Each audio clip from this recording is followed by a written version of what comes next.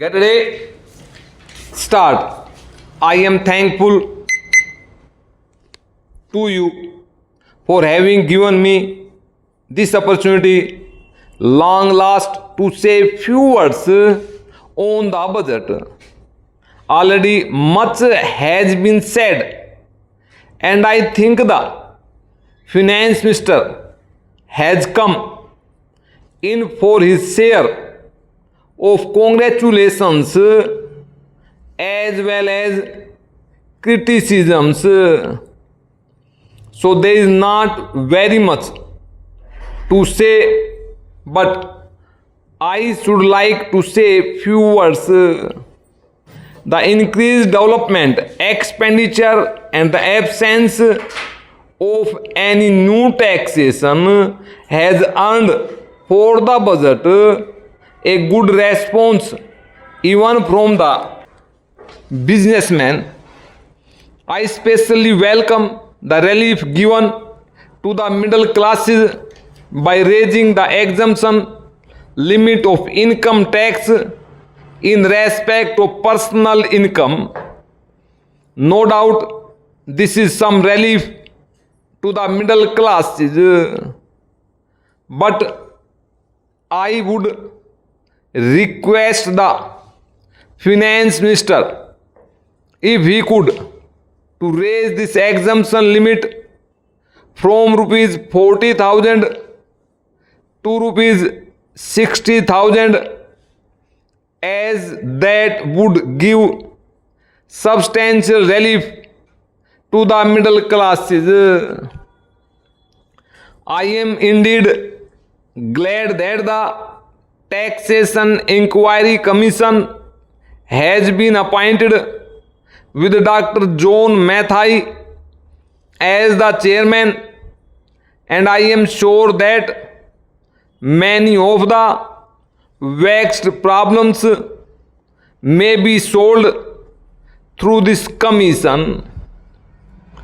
At the same time, I would request the finance minister to put up the estate duty bill for the present, since this inquiry commission has been appointed and they may go into this question, for I feel that it is not an opportune moment to put on more taxes on the people.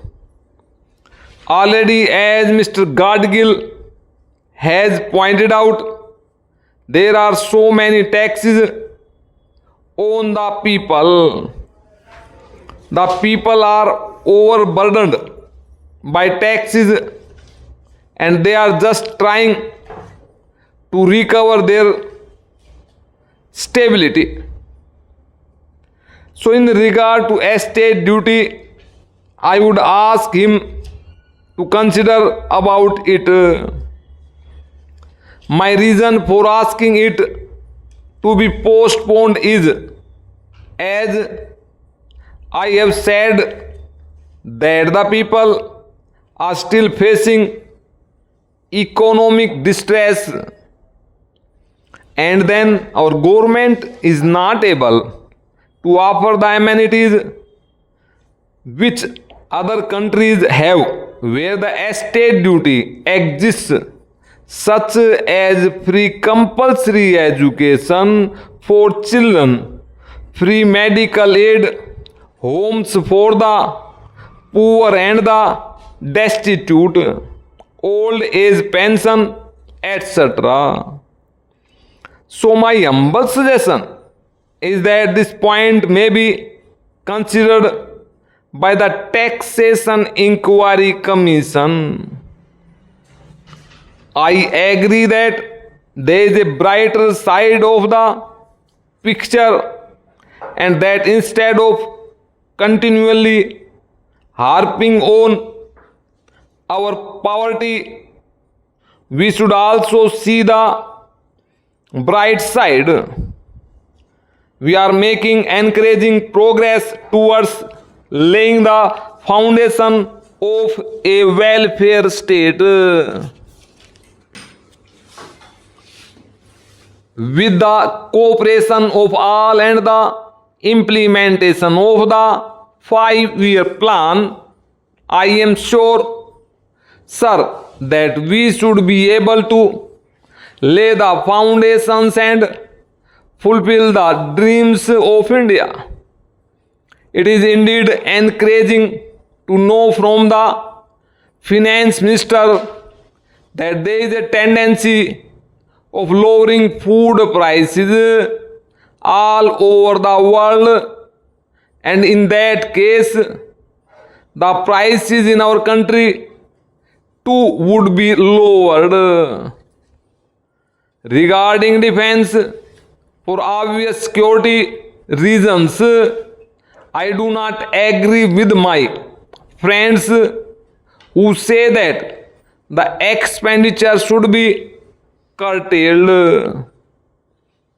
It is not advisable to take any undue risks and slacken the defense arrangements. Indeed, defense is one of our valuable assets, although strange to say, there seems to be adverse opinion in some quarters. I agree with what General Cariappa once said, that God and army are remembered only when there is trouble. The army consists of the most disciplined and loyal set of young men. It would not be proper to affect economy in the pay of these brave officers, as it would not be an incentive for the right type of young men to join the army, and it would become ineffective and inefficient. I believe already officers who were drawing rupees 14,000 as their pay are now getting only rupees 7,000 and about rupees 1,000 as allowance. That is, they are getting about half of what they were getting before. It is very hard for those officers on field duty to establish separate establishments for their families and for their children, and I would specially appeal to the finance minister to see that the family allowances may be restored to those officers who are on field duty. Economy in army could be affected in other ways. There is scope for more efficient operation of defense industries, which process seems slow, and by purchase policy of utilizing goods and stores indigenously manufactured. Preference should be given to country-made war materials, such as could be produced here, and they would be cheaper than foreign-made goods.